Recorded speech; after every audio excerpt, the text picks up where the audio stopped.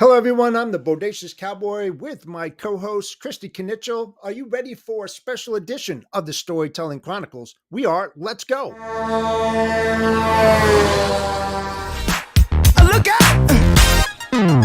Pop, pop, it's showtime. Showtime. Showtime. Guess who's back again? Oh, they don't know. Oh, they don't know. I bet they know as soon as we walk in. Showed up. I'm wearing Cuban links. Yeah. Designer mix. Yeah. Inglewood's finest shoes. Whoop, whoop. Don't look too hard, might hurt yourself. Known to give the color red the blues. Hello, everyone. Welcome to the new series on the Storytelling Chronicles. I'm Jeff Dickinson from RGTX Logistics Solution. I'm going to bring in my co-host, Kristy Knichel. Hey, Kristy, how are you? Good. How are you? Oh, I'm excited about starting up this new series, Empowering Women into Logistics. It's a very important topic, as you and I have discussed many different times. And over the next several weeks, we're going to bring in a diverse guest list of people, both male and female, that are supporting each other. We're going to talk about the difficulties that we still have since the Equal Pay Act of 1963 that went into the Civil Rights Act of 1964, and where we are right now, even 40, 50 years later. So let's bring in our guests. Some of you know her, some of you won't. Nicole Glenn. Hello, Nicole. How are you? I'm good. I was doing a little to your dance music Everybody that was does going on. Listen, I did the last time too. I'm like, let's keep dancing. Right, it's like backstage fun. We can break out if you want. I mean, Yeah. But hey, Nicole, thank you so much for being our first guest on this very important topic, empowering women into logistics.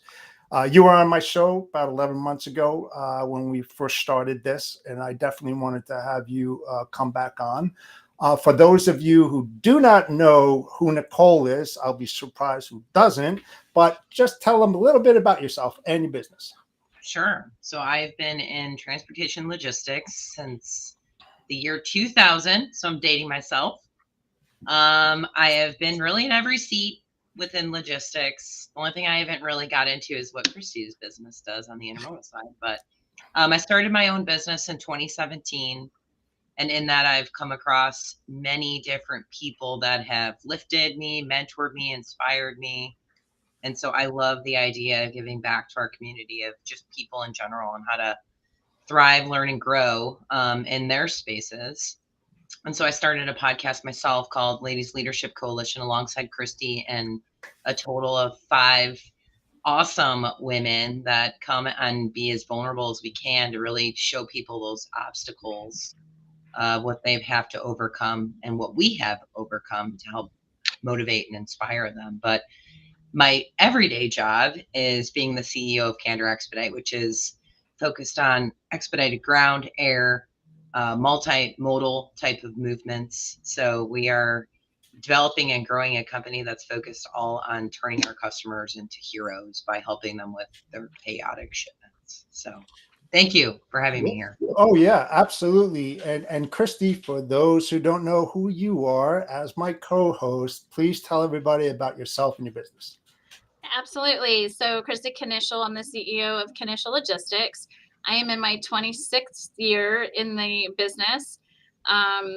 When I first started, actually, I was 19 and working for my father, who was actually an agent of Cornerstone Systems, but we opened in Knichel 2003.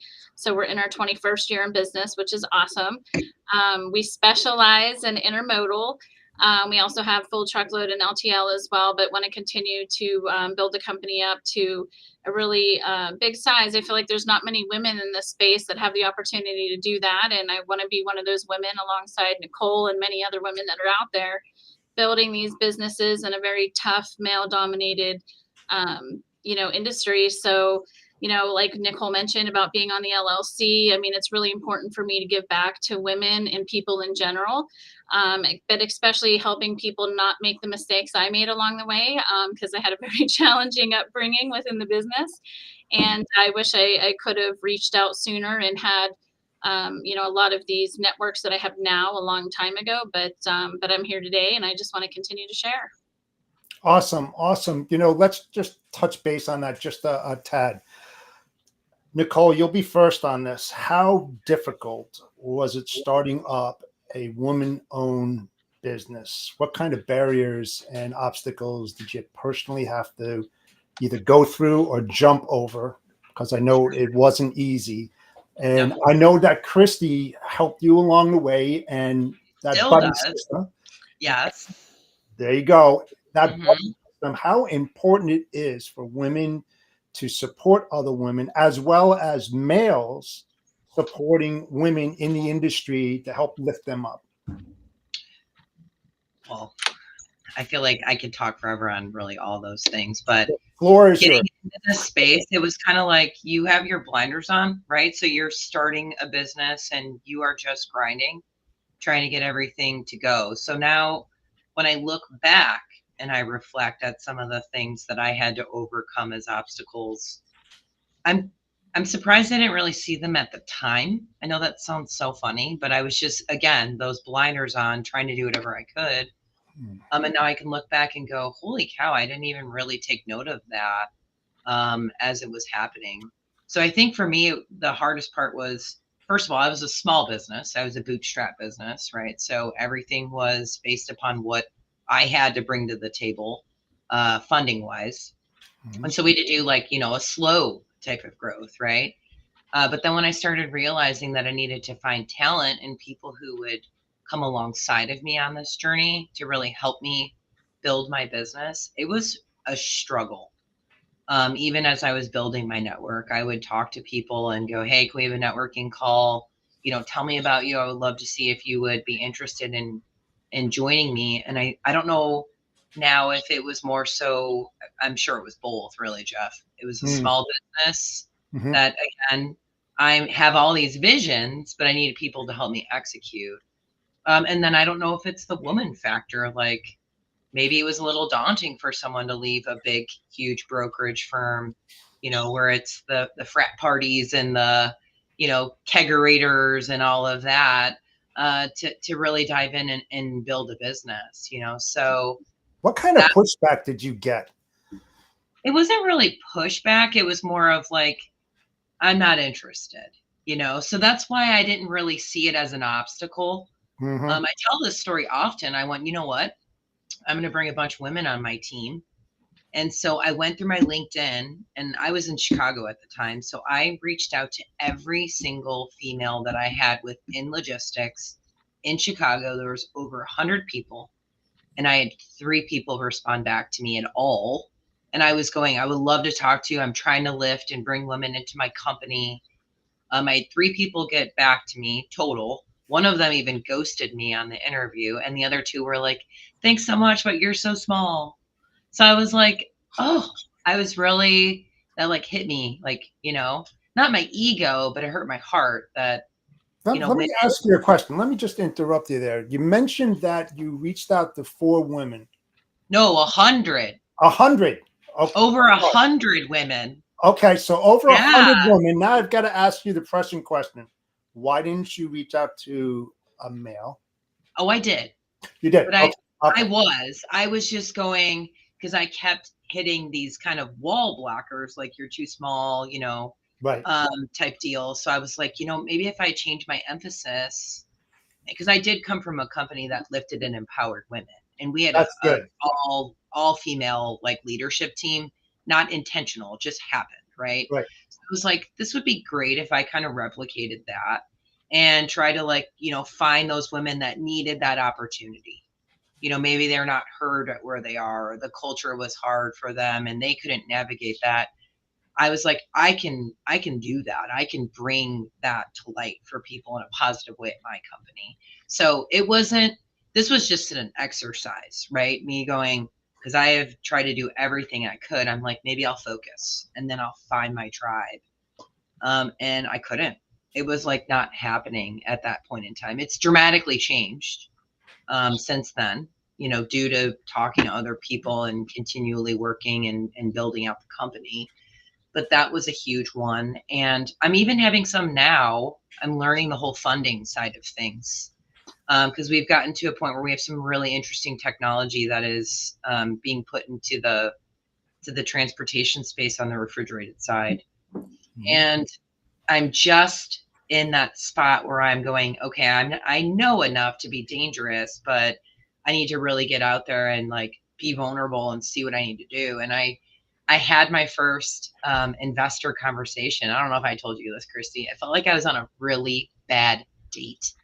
That's what it felt like. It was like, okay, are we gonna talk more? Like, it was so bad. And so then I ended up talking to a lady that was on LLC before, and that's what she focuses on, is angel funding. And she was like, you're gonna have such a tough time because you're a woman, and you are gonna not get the same ability to be taken seriously unless you have an all-male leadership team of people that are either founders or have supported you.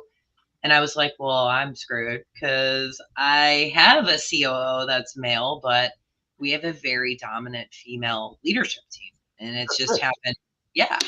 So I know that there's going to be continual obstacles, of things. But the one thing that I've learned out of this is if you see it as an obstacle, it's like an obstacle, right? But if you just, for me, I keep my head down and I just try to then maneuver around it and then find my tribe of people that can help me and lift me, and that investor that I would want to work with, I'd rather live in the candid light than the fakey, life for sure. Well, and it's interesting, real quick, I was going to jump in, Jeff, when you said about how she said it's going to be tough as a woman. So when I had won the Entrepreneur of the Year in 2022 and I went to the big event, they actually have a women's group there that are helping the women with investors because they know it's such a big problem.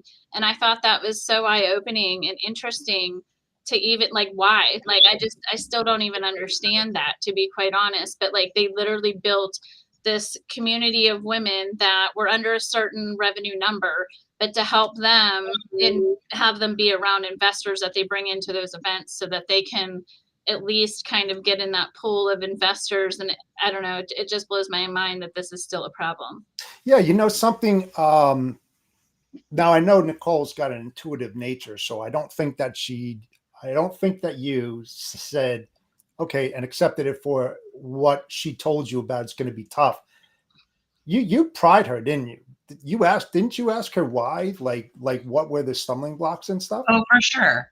Yeah. For sure. I mean, we had a full out discussion about it. What were the things that she was saying that was so defeating to you? I'm sure it had to do with males. And I laughed. It wasn't defeating, Jeff. I laughed and I'm like, what a missed opportunity for some of these people. Okay. Because it's crazy to me to think that we have to put people in buckets by, what gender they are, what color their skin is, what race they are. It's crazy. I was like, this is insane that this is how this is. So, I mean, we had a full out dialogue around it, and she was telling me some different examples of things. But the cool part is even what Kristy just said is there's awareness, and that's where we get to any root, right? So once there starts being awareness and lights being shined on stuff and people that are focused on fixing that problem, I think that's when we start to see real change, but it does still take time. And then over time, I mean, as these generations keep, kind of going through, I think it will be dramatically different, but we have to start somewhere. So the awareness is a good spot. And again, letting people like these types of shows understand you're going to hit obstacles. Oh, yeah. Don't let it defeat you. Keep navigating those waters and you will find that right fit and that right tribe. Yeah, you need to find out. You need to reach out to people like yourself or Kristy or myself to let us know about these problems so that we can help you investigate or at least point you in the right direction on whom you should speak with. Absolutely. To get you through that. And like you said, the more light, the more attention we put on those issues and problems, look, let's face it, they've been going on for such a long time, you know. I've been in the business a lot longer than both of you, but you know what? We continue to plant the seed, right? Because what we're trying to do is at least leave a legacy for the next generation so they don't have to go and through what we have, whether it's male or female. You know, you've heard the old saying, if you're not careful, history will repeat itself, right? But, So that's what right, we're trying to do, right? So our we're trying to avoid that from happening. That's why this is so important. our industry is making huge strides, though. It is. So I know we talk about the negative spotlights of things, but I'm sure even, I mean, my journey is way different than what it was when I first got in 2000. I'm sure Kristy could say the same thing. And so it's still, I think that's part of it for me too, is like I've been in it so long that I've seen the difference. So I know we're all marching towards something different. There's light at the end of my tunnel and this toughness, right? It's just who you go around and who you don't tolerate, right? Right. And I Mhm. think the biggest thing, Nicole, you and I talked about, like putting yourself out there. And I feel like we do have to be more visible out there, honestly. And that helps also not only build your network, but gain almost that, I don't want to say brand, but like almost Thought that, like leader. you're, yeah, yeah. So that people know who you are. And it's a shame because I feel like you shouldn't have to do that. But Right. that's why we do that. And I do agree with you. I mean, it's definitely changing. It's not where it should be, Right. but we're definitely all making strides to get there so that we can all have a better place for everyone. Yeah, and you know, here's one big void. You know, you two are like abnormalities in a good way, okay? Because you started your own business, okay, and then Kristy, your dad, helped you start your business, which you became the president, right? So, if you look at the whole industry as a whole, and you look at C-level positions, the directors, the vice presidents, etc., when you look at women in the industry, back in 22, it was like 42.9% of women were in the C-level positions, and it fell off 10% to 32.9. Now that's a huge gap, right? That's a void of why these Fortune 500 companies, all industry across, right, are only 32.9%. And here's the kicker: women of color only represent 8.8% of the women in those C-level positions. That's a huge gap, no matter which way you look at that, You just right? gave me goosebumps. No, I'm just No, I'm serious. when you think about that, right? And even so, and I mentioned earlier just a snippet about the Equal Pay Act of 1963. Women still make, if you're not in your two positions, 86 cents on the dollar compared to men. So there's still a 14-cent gap. You know, you shouldn't have to hire or disqualify somebody from race, gender, religion, or political affiliation. You should hire them for their knowledge, their experience, their can do's. What, you know what I'm saying? I mean, I know you know what I'm saying, but it's unfortunate that you're not seeing it. So why aren't those C-level positions not getting filled? You don't have a problem with equal pay because you're a women-owned business.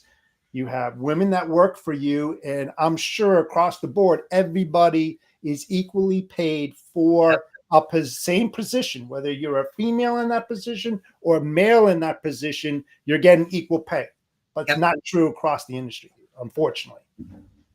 Well, I've read some things on this too, and there's some, I guess women are known as not really good negotiators, right? So if I have a position and I say, hey, this is paying a range of 35 to 55,000, some women will just go, well, I can do 35,000. Or if you say this role is paying 45,000, men will come in and go, well, I'm already, I really want to be on this path. And they sell themselves to get that 50,000. Where women tend to go, okay, sure, that's what it's paying. I will take it. And I've read many different stats that women don't negotiate that out of the fear of hearing no, risking the potential of even having the job because they don't want to come off as like, combative in any way. And so that is a big thing that, everybody needs to start understanding is how do you present yourself in a way that conveys your story and your net worth, and then challenging that, obviously respectfully, but working towards that. Because I think I'm not saying the only thing. So I know that there's companies out there that intentionally don't put races and genders and roles. And I mean, I know that. But at the same time, there are some things we can internally do as employees ourselves. Go on online and see what those jobs are paying and get the understanding of what's a true comp in that area. I mean, if you're trying to work at a company in Nebraska and you're looking at salaries in New York, way different, right? But if you focus in on your area for what that position is, you'll have some good insight. And then think about your experience and put that out there and try to negotiate that. So I think that's one thing that we really need to teach women. And I was just talking to someone about this before the podcast about women as well. Women want to check every single box when they go apply for a position. Like, if you even asked me 2 years ago if I was ready to be a CEO, who has been a CEO for the past 5, I'd be like, no, I'm not ready to be a CEO. Because you're always learning, right? You only know what you know. And so a lot of women tend to go, well, that marketing director role is just too big for me. I can't do ad campaigns. I don't know anything about Salesforce. And instead of presenting themselves going, hey, I don't check all these boxes, but I'm going to rock all the boxes I do check. And I'm going to learn on the other 2 ones. Whereas a man will walk in, there may be 20 boxes, he does 10, and he's like, I'm the man for this job, sign me up, right? So we need to inspire women and understand that you don't really need to check all the boxes. Those are like perfect world of what a company wants. It's not going to get it. Bringing in different traits than what are listed there.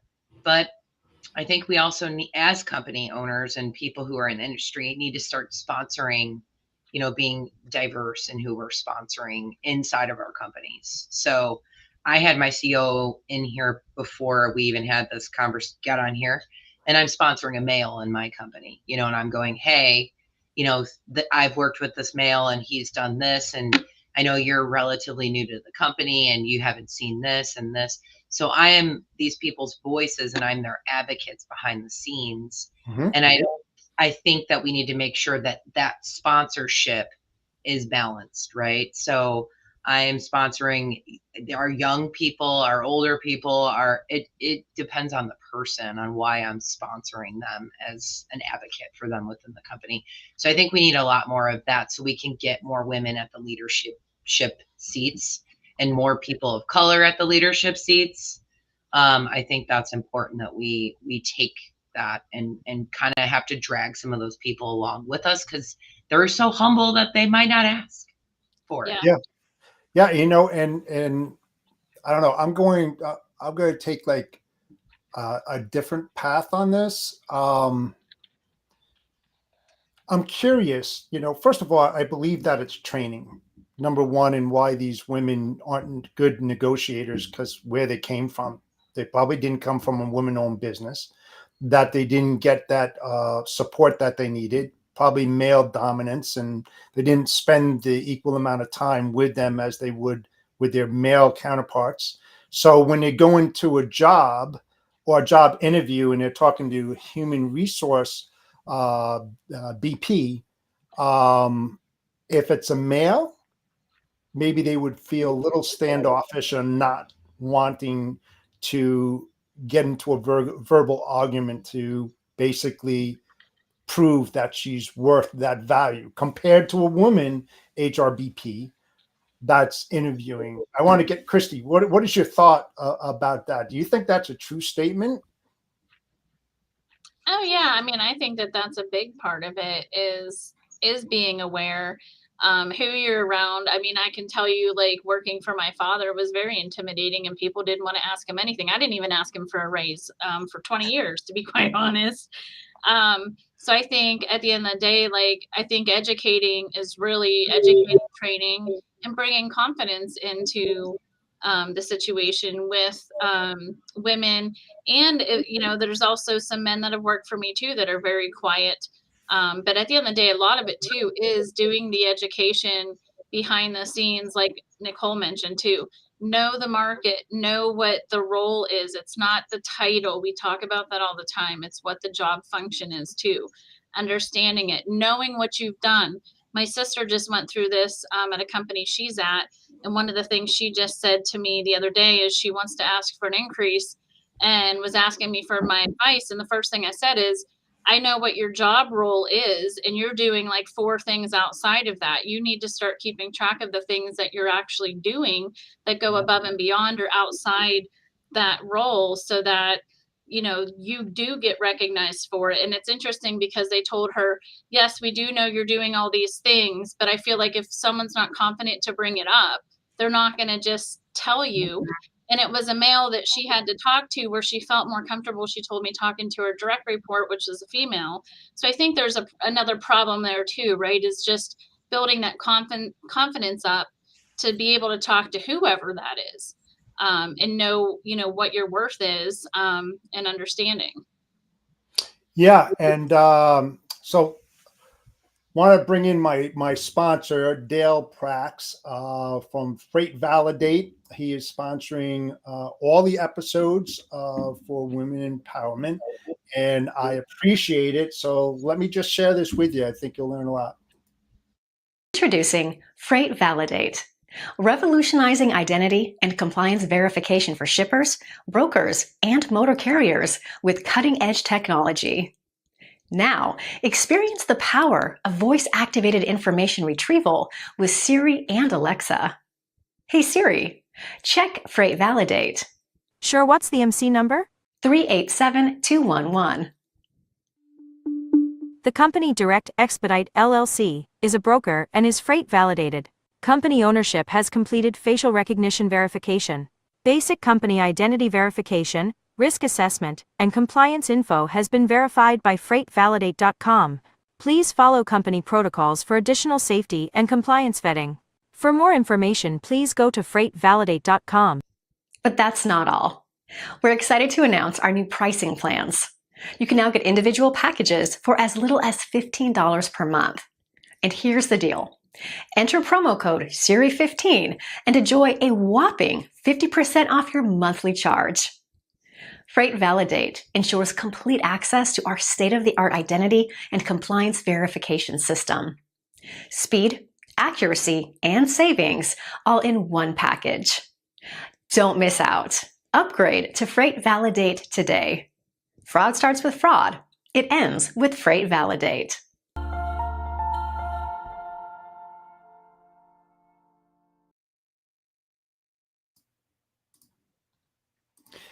Yeah, he's a good guy, and it's a good product. I've seen it in work. Have you seen Freight Validate before?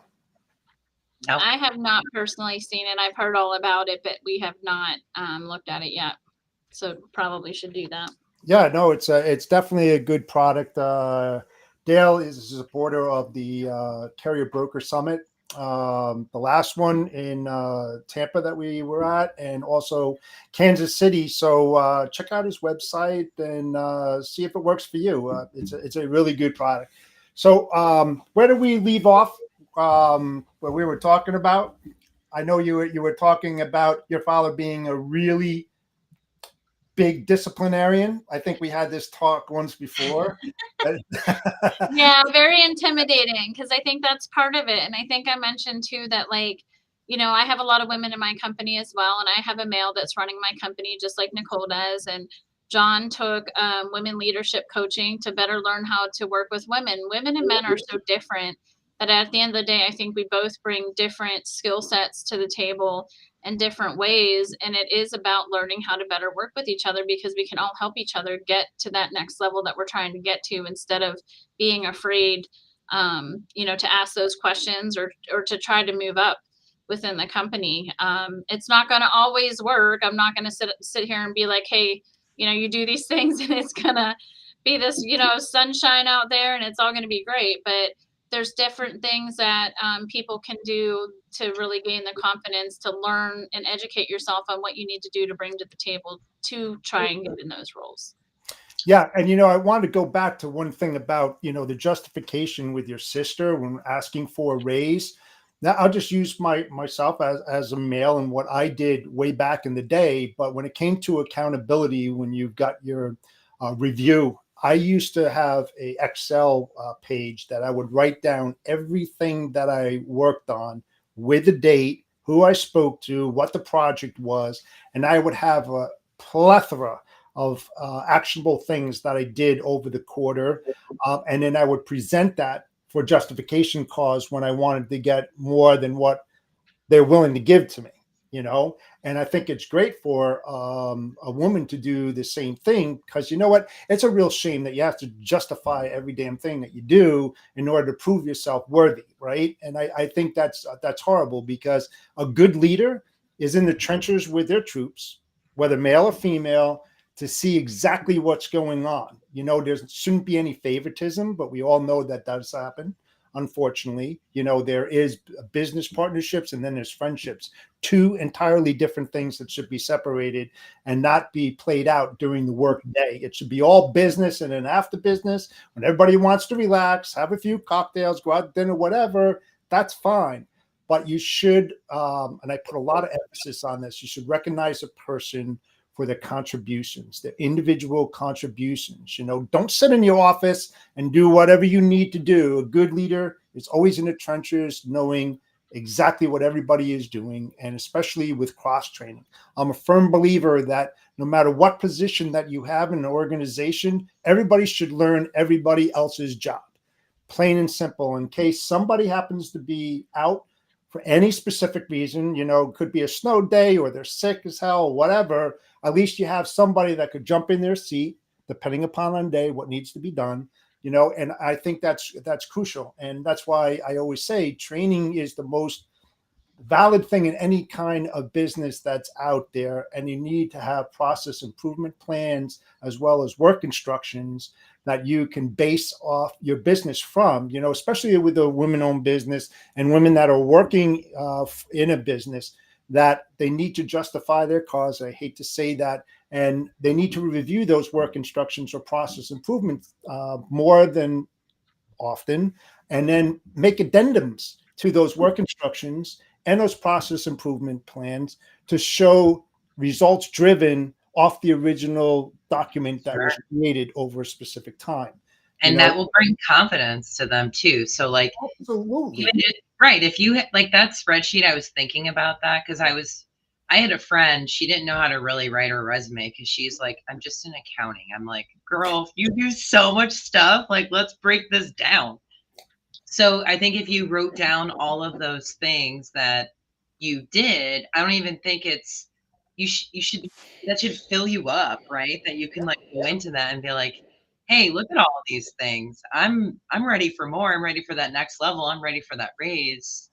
So that helps you with that. And it isn't even just validating yourself. It's like almost an internal little fire lights. Like, I'm worth it. Hell yes, I'm worth it. Yeah, exactly. And I think the other part of this too is like, I think what we're all doing out here, right? Talking about it, trying to lift other women up. And I've noticed, I'm sure you have too, Nicole, like the more we've done the LLC and like Jeff doing this and like out there talking about it, I feel like there are more and more men that are getting behind us. There's more women feeling confident to go out there and speak that maybe weren't speaking before. Everyone obviously started doing podcasts when COVID happened. And I think, again, that also kind of like, I think broke a barrier for some people that maybe wouldn't have done that. But I think the more and more we talk about it too, again, people learning from what we're talking about and helping them within their career path and asking for the things they wouldn't ask for, doing the things they didn't know to do. And knowing that we're out here doing it, right? You can do it too. Like, that's my biggest thing of all. Like, if I can do this, you can certainly do this. Right. You're not going to ask someone to do something that you haven't already done or experienced, right? Based on your knowledge. that, I mean, we talk about all these different things in logistics, but a lot of it comes from the history and the experience and knowledge that you gained over time. And you two will pass that along as well.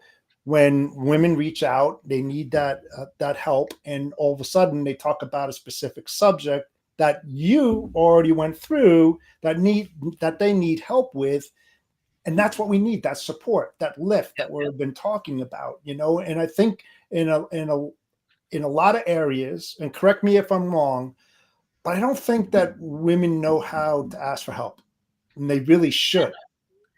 There's nothing wrong with asking for help. I ask for help too. I've been in the business for 44 years. I don't know everything. I don't want to know everything. And anybody that says they're an expert is a liar, because if they're an expert, they know anything, and they don't have to read a book. They don't have to look at different nuances or nothing. You got to learn every single day in this business, or you're going to get left behind. Right. And I think that's what women are afraid of, that we need to get, to do away with. Ask those questions. Confront the male. My daughter confronts males all the time and tells them to go, that's the kind of thing that you have to have. Unfortunately, if you have that strong confidence in yourself, like the male does, and you're not afraid of the outcome because you're right, then speak your mind. Let them have it. Or look at the company you're working at. If that's a constant, your culture is like that, leave. Right. And like when you interview, so if people interview, all right, I'm like, my brain has 50,000 things, so I have to slow it down. Mine too. But when you go on an interview, the way that you should be going into it is, yes, you're applying to get that job, but you should look at it as you are vetting this company too. You want to understand the culture, and do they embrace diverse voices? How do they do that? Like, have questions every single time. You'll hear like people will in an interview will go, do you have any questions? And a lot of candidates go, no.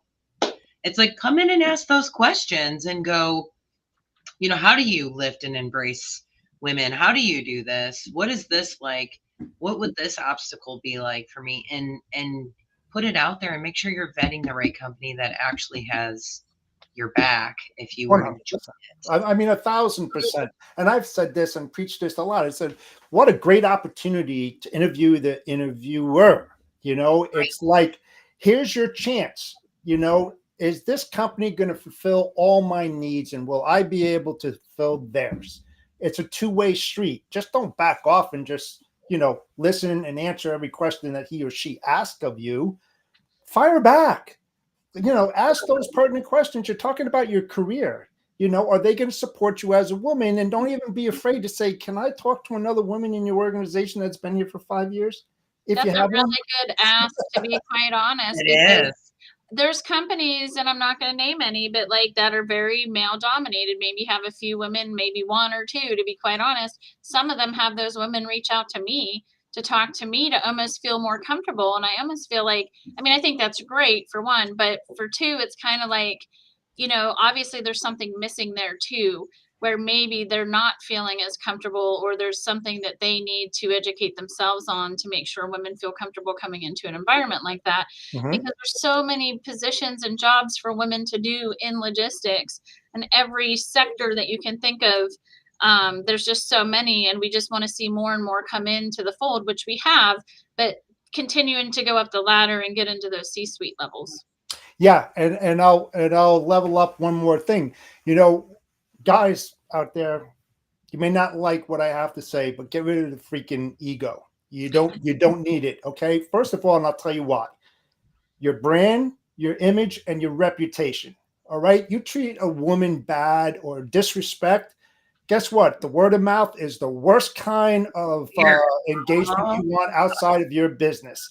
And if you're not going to stay in that job for the rest of your life, which I doubt it, that reputation that was out there in the world about John Doe and what an asshole he was is going to stick with you. And then your brand, your company brand is going to be tarnished because the women out there that, you're trying to get over are going to dish that brand. Your image is going to be destroyed. You don't want that as a male. in this industry. All right. Women are powerful. They're educated. I hired a ton of them and promoted a ton of them. And most of my employees that worked for me were 75% women, 25% male, because they did a better job. I'm sorry. I'll argue with anybody. They're more organized. Okay. But the thing is that you need to get that good reputation to support women across the board. It doesn't have to just be in logistics. It could be any vertical out there where you're either the manager or hiring manager. Get women in there. They can do so many good things.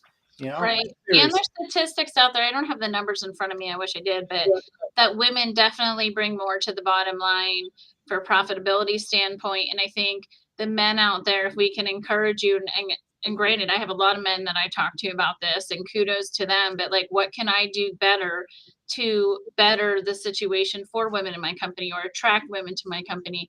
Like, asking me those questions. And we need to have a lot more of that, because we need everybody working on this together. Absolutely. That's how you move. That's how you move a business more towards profitability than anything else, is when you create that culture that is across the board, where everybody is welcome when they walk through that front door and know that they are being treated as an equal. That does not happen out there still to this day. So And Nicole, again, leave those companies, people. Like, find another job. You're not going to win the battle. You could try. Yeah. But I'm sorry, Chris, I didn't mean to cut you no, off. and I was going to ask you, like, if you can talk a little bit more about too, like, what do you feel men could do better to help lift women within this industry in general, that maybe the ones that don't realize it, or the ones that just need to be more involved? Like, what are some tips you can give them? Well, I think they need to build their network too. I mean, I have a tendency to lean towards women in my network that I'm building, right? So I'm trying to balance that out too. I think they should have a like set goal. Like, I'm going to talk to 5 different women this month and get their insight on what is happening with them, what is happening in their workplace, what are the obstacles they're seeing. And then I said that whole sponsorship concept, right? So then you can take those obstacles that maybe you've heard happening, and you bring those back to your organization. Ask people if they're experiencing those, and then find different people within your organization that you can sponsor, and be that person in the room when they're not. And I think people believe that you have to work at a big company to have a sponsor or a mentor within it. You don't. You can work at a company of 10 people that has different levels of management. It doesn't matter what size you are, with that. I think you need to ask somebody, talk to them, and be like, and even ask, are you willing to sponsor me? I really want this promotion. And, I've gone to this person, and I haven't seen anything happen from it. Would you be willing to sponsor me? And then men being more receptive to that, I think it's the awareness side of things too, because I think some of this stuff is so ingrained in our society that we think we're open to different cultures and different genders, and we're like, yeah, power on, I support that. But then these just cultural biases still live in our brains, right? And so it's really trying to open up ourselves to the ideas, like, how am I biased that I'm not even thinking about? And step outside of yourself and try to do those reflections from time to time, because it happens to me sometimes. Like, I will go and think of something, and then I'm like, duh, Nicole, that was the worst thought you could ever have. Think about that again. And so I think men, women, everyone has to challenge themselves on those cultural biases, that it's not your fault. It really isn't. It's like how you were brought up, or what your parents instilled, or the message that was delivered in your church, or whatever that was, or it's a commercial that you see on. We have so many things hitting us that we have to like really look at how we feel about something and step outside of that and think about it, and be more intentional with what we're doing. Yes. So I just soapboxed you. I'm sorry. No, you got to hear. You got to hear with intention. Listen with intention to what is being said, And even though you've been around that stimulus that surrounds you with negativity that doesn't lift you up, just try to open up a little bit. Try to digest what's actually being said, because it could change your life and your career if you happen to run into that right person. Just listen with intent. Don't come to conclusions that here's another idiot telling me another far-fetched story that's not worth the weight in gold. No, listen carefully and ask pertinent questions that will help you to move forward.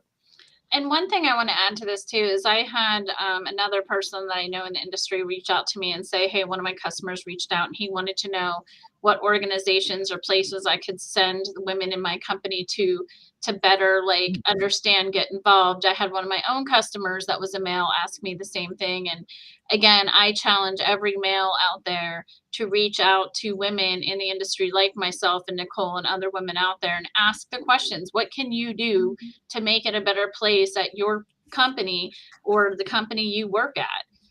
Because to me, that's the first step, because at the end of the day, that's going to help you within your company and make it better all the way around, especially when they feel more comfortable. Absolutely. Oh yeah, that definitely. Don't make it like obvious that you're trying to treat a woman different than a male. Get out of that. Yeah. We're talking about being equal here. We're talking about treating each other the way that you would want to be treated as a leader, right? Yeah. I mean, don't be condescending to one and uplifting to another one, unless it's disciplinary or constructive criticism, something like that. But don't make it obvious where Mhm. people are going to talk or give you this really, wise ass look like, what? It's just like, no, Yeah. no, just treat people with kindness. You'll get so much further with that.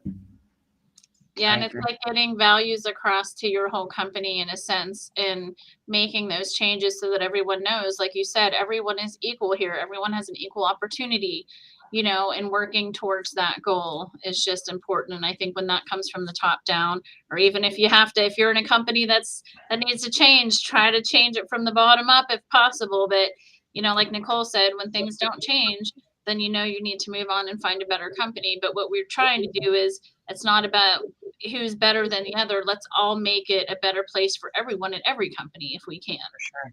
For Yes, sure. and make your company feel as a safe place. Whether you're male or female that walks through that door, you know that you're safe and you're going to be treated as an equal. That if you need to, be heard and you need to say something, you shouldn't be fearful of saying that.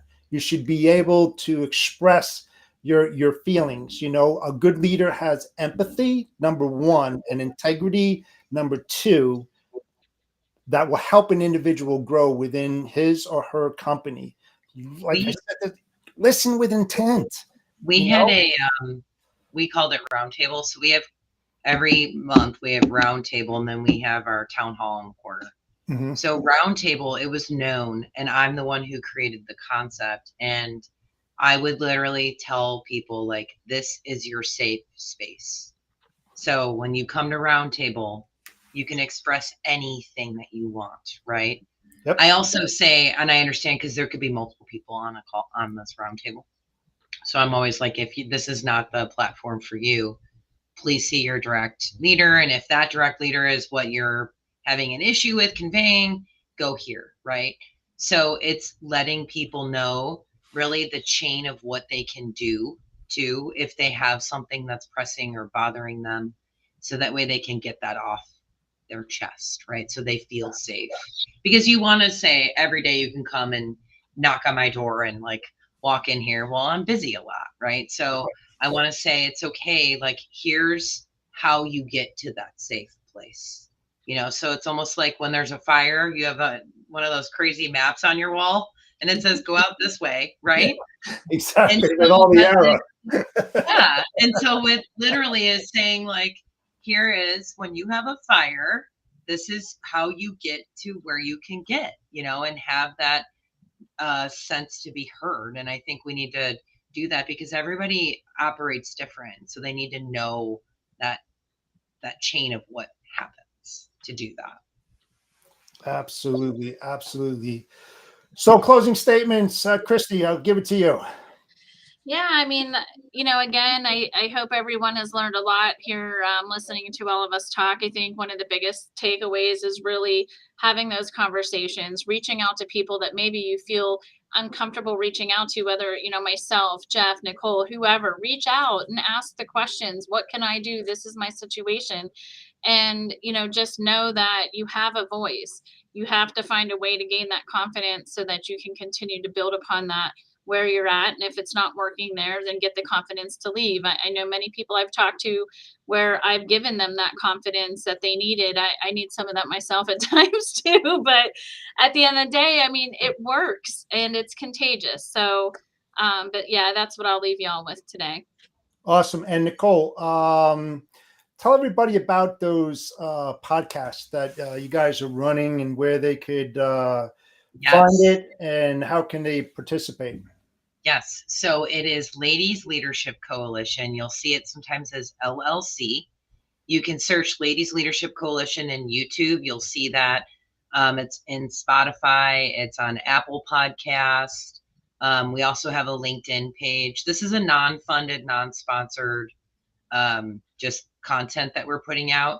We don't get anything out of this. We're trying to just educate and empower people. So if you have ideas for shows or things you want to hear about, you can send myself or Kristy or Sharon Sire a message.